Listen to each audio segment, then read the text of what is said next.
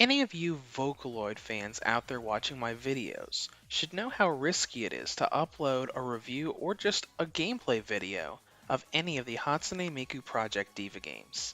Even my own videos from years back, are still being tagged with copyright claims. So it's a little risky to do this. But being the huge Vocaloid fan that I am, I'm gonna upload a video review anyways. The newest game of the Project Diva series released this past week, and I have some coverage for you. Here is my review of Hatsune Miku Project Diva X for the PlayStation Vita and PlayStation TV.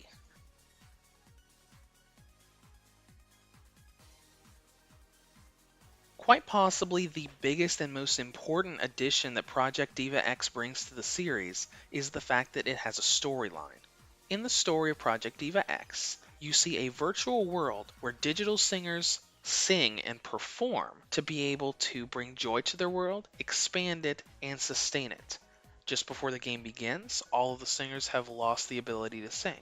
To help solve this problem, the young singer Hatsune Miku reaches out to the real world and pulls you, the player, into theirs.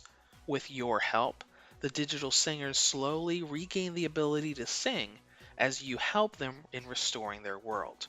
As I said before, the addition of a plot is probably the biggest thing about Project Diva X because the series has never seen a story before. The story itself is very cute, and you're going to see the story very often. Almost every couple songs you complete, you're going to see more story scenes, showing the characters not only talking with you and asking you questions, but also growing and learning about different types of performances as they restore each part of the world.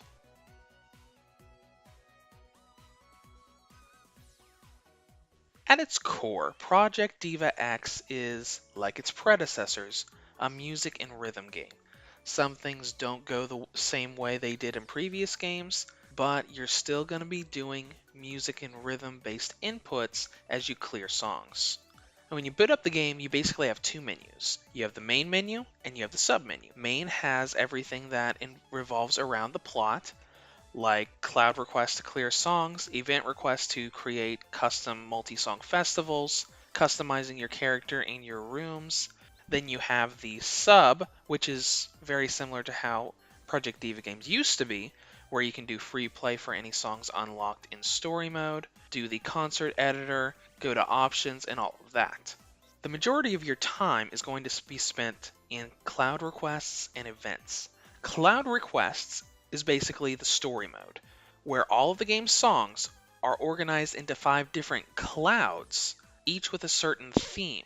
What you'll do here is go into a cloud, clear all of the songs, and that will unlock a main event song, which is kind of like a hybrid of several songs matched together, which will clear that cloud and open up another one you can go into until you've cleared all 5 of them and the story progresses towards the finale. One other thing I'd like to mention are festivals and events in the event requests section of the main menu. You'll often have to do festivals, which are basically multiple songs played in succession as you, hold a festival. There will be a few of these you can do in story mode, and later on you'll be able to customize them as you see fit.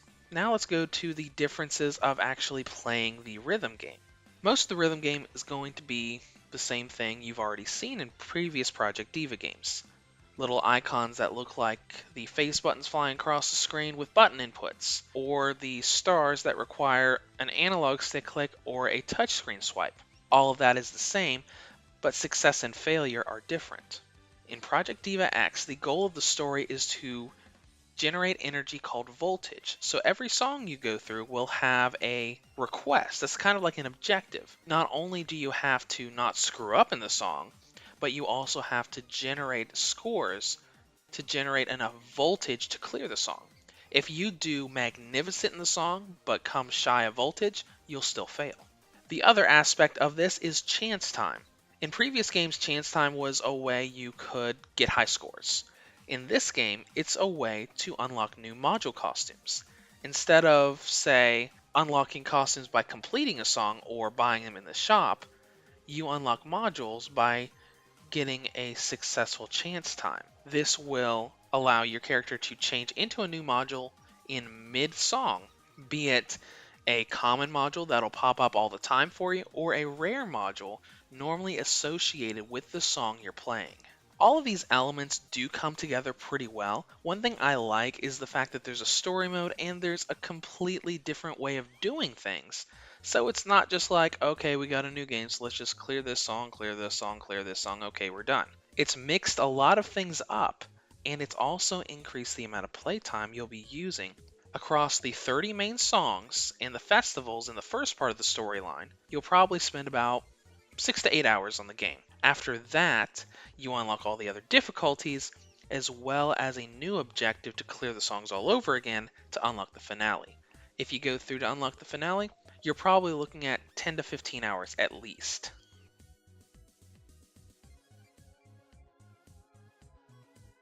Now, the only thing I can say bad about the game is the presentation.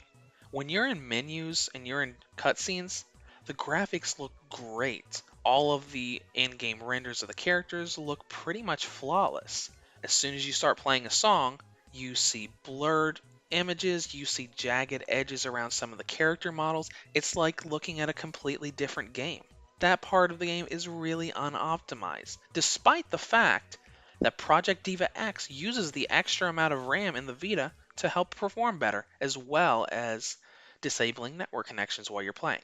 Hatsune Miku Project Diva X is the most evolved game of the series to date. It is unfortunate and odd that the graphics look so much different in songs than in menus, but all of the new features, especially the inclusion of a storyline, make this a definite purchase for any Vocaloid and Project Diva fan. Reviews to Go rates Hatsune Miku Project Diva X a 9 out of 10. If you'd like to comment on this further, feel free to below or head to the site at www.reviewstogo.com.